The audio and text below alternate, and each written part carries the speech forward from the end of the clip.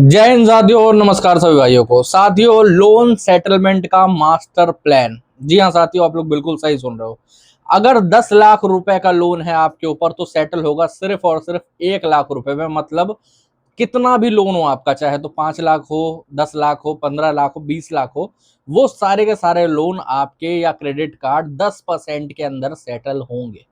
बहुत सारे भाई होते हैं जो कि जिनका लोन डिफॉल्ट हो चुका होता है या फिर होने वाला होता है, वो इस चीज को लेकर बहुत ज्यादा डरे रहते हैं।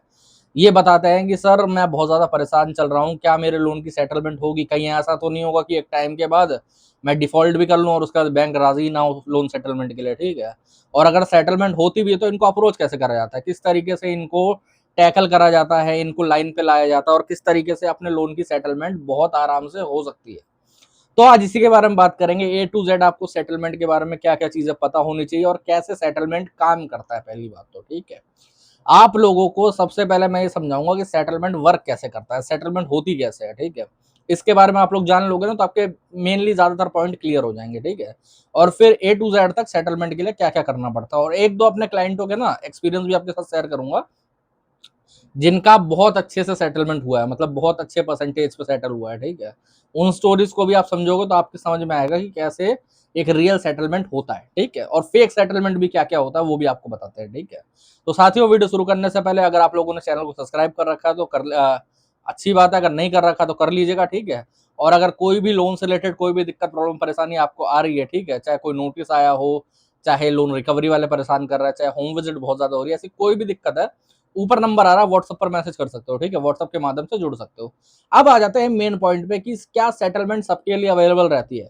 तो हाँ, सेटलमेंट हर किसी के लिए अवेलेबल रहती है। ठीक है, ये कोई राइट नहीं है, लेकिन हाँ हर एक लोन के अंदर सेटलमेंट हो सकती है।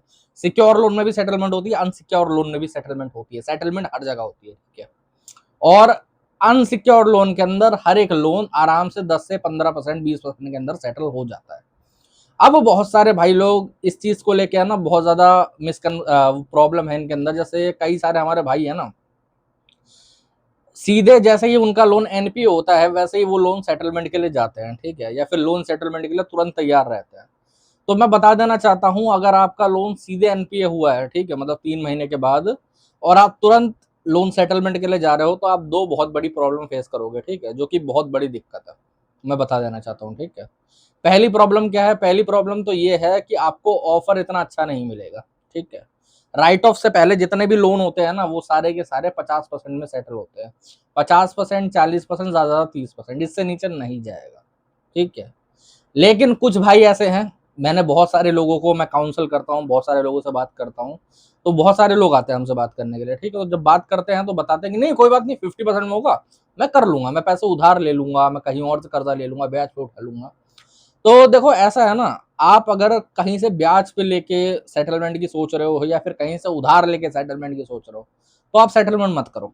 जी हाँ, बिल्कुल क्लियर कट मेरा आंसर है, क्योंकि ऐसे बहुत सारे लोगों को मैंने पास्ट में देखा है। ठीक है, जिन्होंने ये बात नहीं मानी, उन्होंने कहीं पर ब्याज पे पैसा लेके उसके बाद उससे लोन सेटलमेंट कर लिया और बाद में वो ब्याज भरने में अब उनको दिक्कत होती है, क्योंकि वो जो पैसा है वो सीधी सी बात है वो खत्म नहीं होता। बैंक का जो पैसा है आप उसको नहीं भी भरोगे तो बैंक आपका ज्यादा ज्यादा कुछ नहीं कर पाएगी। ठीक है, बट जो आप कहीं लोकल से पैसा लेते हो किसी सुधार, तो आपकी जिंदगी खराब करके रख देंगे। और सेकेंडरी दूसरी चीज ये है कि एक लीगल का बहुत बड़ा खतरा आपके ऊपर मंडराता है।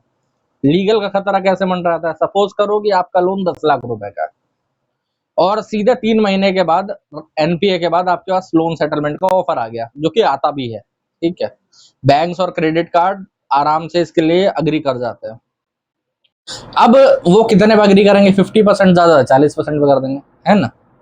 तो कितना हुआ 50%? 5 लाख हो गया 10 लाख का। ठीक है, अगर आपके पास पैसा होगा भी, कहीं से उधार लिया हो, जोड़ जाड़ के पैसा आपने करा हो, ठीक है, और आप सीधे सीधे 5 लाख रुपए की लोन सेटलमेंट करोगे तो पता क्या खतरा बन रहेगा?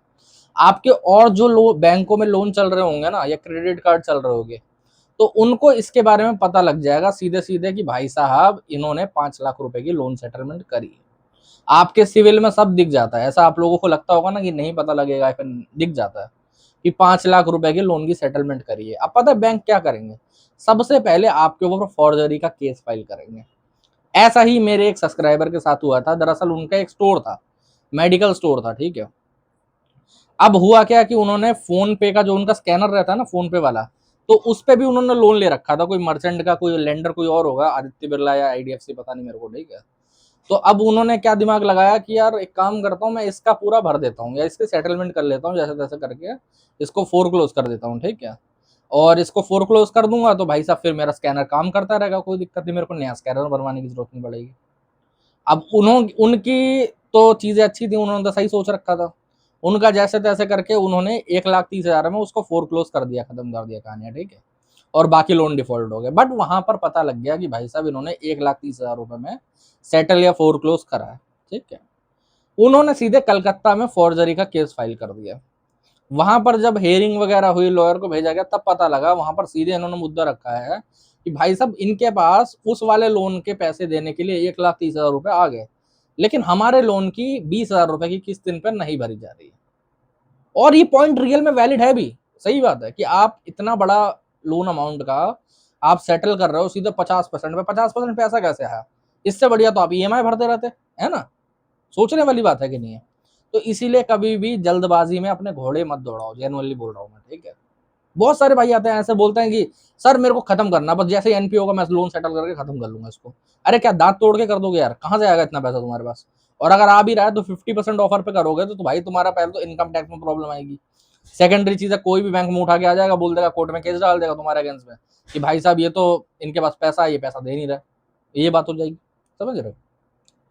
तो अब सेटलमेंट करने का जीनियस वे क्या है, जो कि रियल में सेटलमेंट होती है? तो सेटलमेंट करने का देखो जीनियस वे यही है कि सबसे पहले तो अपने लोन को एनपीए होने दो, ठीक है। बहुत सारे भाइयों का लोन एनपीए भी नहीं हो पाता, बट वो लोग उससे पहले सेटलमेंट की सोचते रहते हैं। पहला काम ही ये है कि एनपीए होने देना है, ठीक है। बहुत सारे लोग खुद से भी लोन एनपीए नहीं होने देते, जैसे कई बार रिकवरी वाले पेमेंट करते रहते हैं एनपीए रोकने के लिए, कार्ड में पेमेंट कर देते हैं, लोन भर देते हैं, ठीक है। कुछ लोग उससे भी महाना, कुछ लोग पता क्या करते हैं, कार्ड स्वैपिंग कर देते हैं, मतलब उसको कार्ड पकड़ा देंगे, बोलेंगे कि तुम भरो और तुम ही निकालते रहो, समझ रहे हो। वो भी करते रहता है, तो वो अपना नुकसान करवाते हैं बाद में। ओके। अब सबसे पहली चीज है कि आप किसी की पेमेंट ना तो खुद पेमेंट करनी है ना किसी को करने देनी है, अपने लोन को एनपीए होने दो, ठीक है। एनपीए होने के बाद अब आपको कम से कम 3 से लेकर 6 महीने तक का वेट करना है, ठीक है, ताकि आपका लोन विंटेज हो सके। अब कई लोग बोलेंगे सर इतना वेट कैसे कर लूंगा, इतने वेट में तो ये लोग केस कर देंगे, फलाना कर देंगे, ढिमकाना कर देंगे। तो देखो, मेरे एक सब्सक्राइबर थे, ठीक है, महाराष्ट्र के। आपको उनका किस्सा समझाता हूँ कि उनके ऊपर भी केस चल रहा था, बैंक ने करा था साल भर के बाद, ठीक है। क्या हो गया? कुछ नहीं हुआ। उनके लोन की सेटलमेंट पता, 6 लाख रुपए का लोन था, सिर्फ 45,000 रुपए में उनके लोन की सेटलमेंट हुई थी, मतलब 7-7.5% के रेट पे, ठीक है। अब आप लोग बोलोगे सर ये तो बहुत बढ़िया परसेंटेज है, इसके लिए उन्होंने क्या क्या करना पड़ा? पता उन्होंने कितना वेट करा था? उन्होंने कितने दिन अपना डिफॉल्ट रहने दिया? 2.5 साल। जी हाँ। उससे पहले भी ऑफर आ रहे थे, कभी 15 के आ रहे थे, बट उनके पास पैसा ही नहीं था। उनका कहना था भाई 45-50 हजार रुपए हैं, करना हो करो, नहीं करना हो मत करो, कोई बात नहीं, मैं अपना केस चल ही रहा है उसमें। पूरे केस में मतलब कुल मिला के आप मान के चल लो, पूरे साल में 4 हियरिंग आते, 3 या 4, उसका वो अपने लॉयर को भेज देते तो बात खत्म हो जाती थी, इतने कोई डरने वाली बात नहीं। समझ गए? तो इसीलिए परेशान होने की जरूरत नहीं है, ठीक है। आपको सबसे पहले तो एनपीए होने देना है, लोन को नॉन परफॉर्मिंग एसेट होने देना है। उसके बाद लोन को राइट ऑफ होने देना। राइट ऑफ 6 से लेकर 9 महीने के बीच में होता है। कई लोग बोलते हैं कि राइट ऑफ का पता कैसा करें, ठीक है। तो राइट ऑफ का पता करना बहुत आसान है। आप लोग अपनी सिविल में चेक कर सकते हो, अगर वहां पर ना दिख रहा हो तो आप लोग जो भी ऐप होगा ना आपके पास, बैंक का या फिर क्या कहते हैं, एनबीएफसी का, तो उसको डाउनलोड करके उसे ओपन करोगे ना, तो वहां पर आपका लोन शो होना बंद हो जाएगा। जी हाँ, आपका लोन ही नहीं दिखेगा वहां पर। जब दिखना बंद हो जाए तो सोच लो कि राइट ऑफ हो गया, क्योंकि वो डाटा से हट जाता है फिर। अब कई लोग बोलेंगे कि डाटा से हट गया तो फिर तो भरने की जरूरत नहीं। ऐसा नहीं है, वो रिकवरी के डाटा में दिखता है, बट जो एक्टिव होता है ना, एक्टिव में नहीं दिखाई देता, वो एक्टिव से हट जाता है। समझ गए? तो ये चीज आपको नोटिस रखनी है, ठीक है।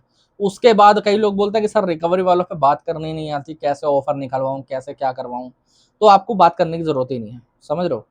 आप लोग सिंपली एक काम कर सकते हो, एक लिखित लेटर लिख के, मतलब सेटलमेंट रिक्वेस्ट लेटर लिख के बैंक को पोस्ट करवा सकते हो और बैंक को मेल कर सकते हो, ठीक है।